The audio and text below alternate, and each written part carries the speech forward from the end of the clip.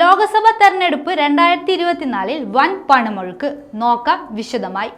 ലോക്സഭ 2024 തെരഞ്ഞെടുപ്പിൽ വൻ പണമൊഴുക്കും സൗജന്യങ്ങളുടെ കുത്തൊഴുക്കുമുണ്ടായി എന്ന് കണക്കുകൾ.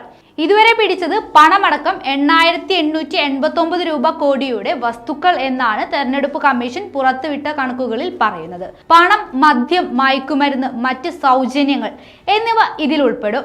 ലോക്സഭാ തെരഞ്ഞെടുപ്പ് 2024 ഇതുവരെ പണമായി മാത്രം 849 കോടി രൂപ പിടികൂടി.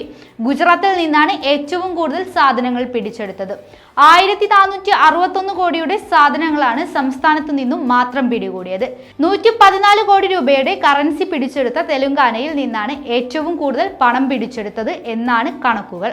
3958 കോടിയുടെ മയക്കുമരുന്നും പിടിച്ചെടുത്തതായി തെരഞ്ഞെടുപ്പ് കമ്മീഷൻ അറിയിച്ചു. കേരളത്തിൽ നിന്ന് 97.62 കോടി രൂപ മൂല്യമുള്ള സാധനങ്ങളാണ് പിടിച്ചെടുത്തിരിക്കുന്നത്. മാർച്ച് 1 മുതൽ മെയ് 18 വരെയുള്ള കണക്കുകളാണിത്. 2019 ലോക്സഭാ തെരഞ്ഞെടുപ്പിൽ ആകെ 3475 കോടിയുടെ സാധനങ്ങളായിരുന്നു പിടിച്ചെടുത്തത്.